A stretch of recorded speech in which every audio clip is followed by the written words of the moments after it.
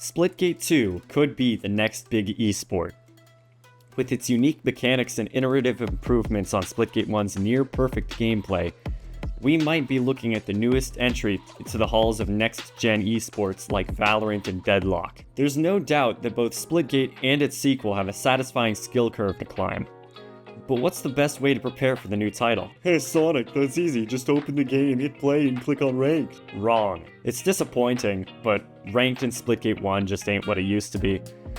Queue times are long, you'll rarely get 4v4 games, and the players are so bad that it's not even a challenge. But in that case, what can excited players do to maximize their skills that can transfer to the new title? What's up, Warpring? It's Sonic, and today I'm sharing the only 3 training techniques you need to be in the top 1% of players when Splitgate 2 releases. But why should you listen to me? I'm just some guy with less than 90 subscribers. Well, first you can actually help me out with that subscriber thing by subscribing, but only if you find this video helpful. How does that sound? Believe it or not, I was just one series away from making it to the Splitgate Pro Series Championship in 2022. I'm currently considered a Tier 3 player in the Splitgate 1 competitive community, and I was promoted up from Tier 4 earlier this year. I also have a good deal of practice and connections with Tier 1 players who competed in the weekly Pro Series back in 2022. I'm currently ranked number 9 in Splitgate ranked 4v4 and ranked number 116 among the competitive community. If you need any more proof, here's a clip of me getting a triple kill against 2 pros and a semi-pro in a recent tournament.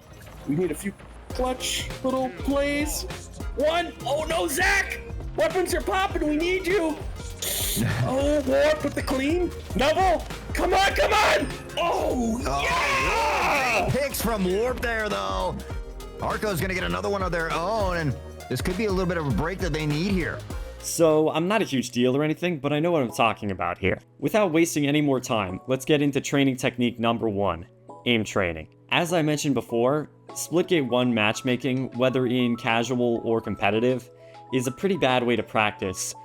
One reason for that is because most of your opponents will either be bots or will be really bad at the game, and often don't know how to strafe or move around the map properly. As a result, playing Splitgate 1 ranked or quick play can lead to a lot of laziness in your aim.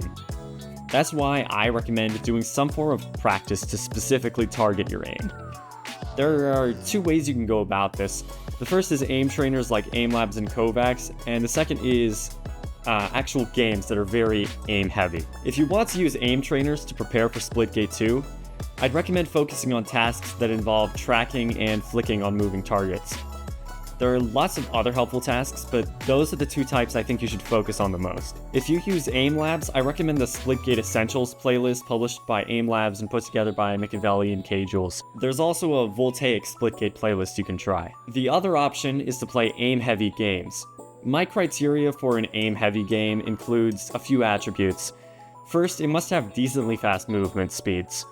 Second, it must not punish you for run and gun, so don't play CS or Val for this. Third, it needs to have a consistently fast pace with little downtime between engagements, so Battle Royale games would not fit this too well. Additionally, the game should use mostly hit-scan weapons, or at least have the option to. The game should also probably favor your preferred input, so I wouldn't recommend playing Call of Duty if you're a mouse player like me. Given all of these criteria, I recommend that keyboard and mouse players practice their aim in Overwatch 2. Specifically, play DPS characters with hit-scan weapon physics who have a big focus on aim. I like to play Soldier, Cassidy, and Tracer. And I know some Overwatch player is gonna be like, actually, Tracer isn't a hit scan, she's a flanker. And yes, you're correct in terms of team comp and character hero meta, but her pulse pistols have no travel time, which is the important bit, and she requires good tracking. Some other decent options are Ashe, Sombra, and maybe Widowmaker. You can also try some Sojourn or heck even Kiriko, but their primary weapons aren't quite hit scan if I remember correctly. For controller players, I'd probably recommend playing Halo Infinite so long as you don't run into too much trouble with performance or lag. However, there are lots of fast-paced controller shooters to choose from that will probably serve you just fine, and you don't really need to think about it as much because aim assist does most of the work for you. The next training technique is actually playing Splitgate. But Sonic, you said earlier that we shouldn't play Splitgate because all of the other players are bad. Allow me to clarify. I didn't mean there's no way to play Splitgate to improve. but once you're at a certain skill level, you need to avoid ranked because it will actually hinder your improvement. So if you're not super experienced in Splitgate 1, go ahead and play ranked. In ranked, your number one focus has to be portaling quickly and learning the maps. Join the Godpugs Discord server that I'll have linked in the description. There you can go to the Splitgate video resources channel and find a lot of educational content to help you improve.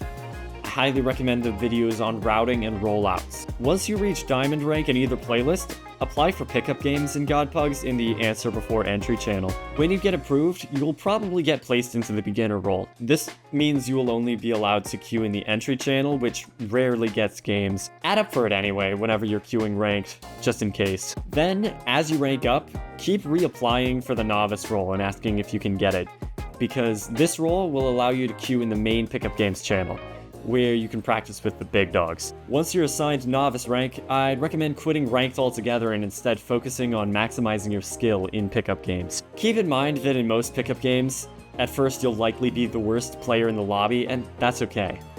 Do your best, just remember that letting yourself get shit on by those better players is the fastest way to improve. The aspects of your game you need to focus on the most at this point are playing close to your teammates and communicating. This is part of why you need to quit ranked.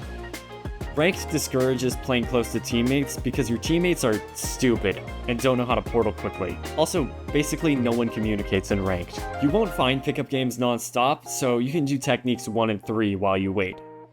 Some days you won't get a game at all, and honestly that's okay as well. Now, let's talk about the final training technique, watching replays. Once you've started playing pickup games, you should start watching back the replays of your gameplay. After every map you play in pickup games, look in the bottom right corner of your screen and click Save Replay.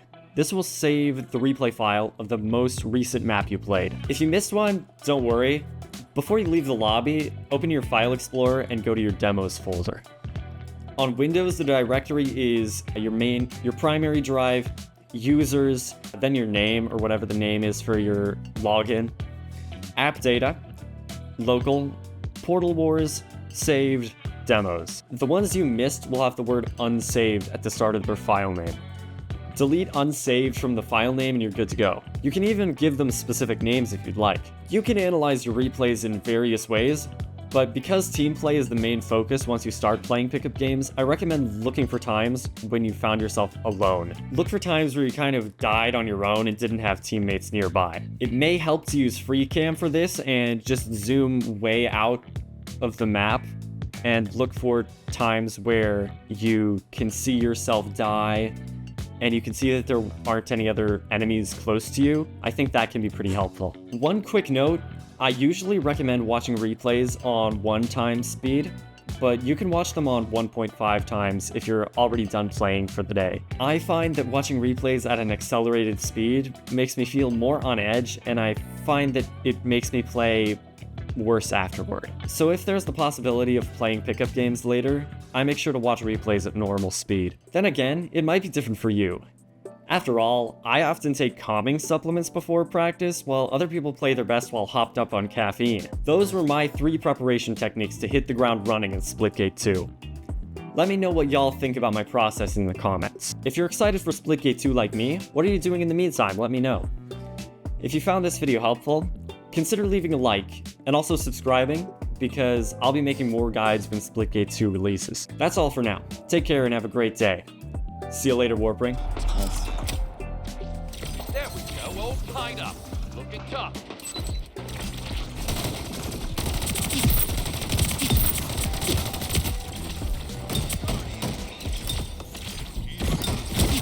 Oh.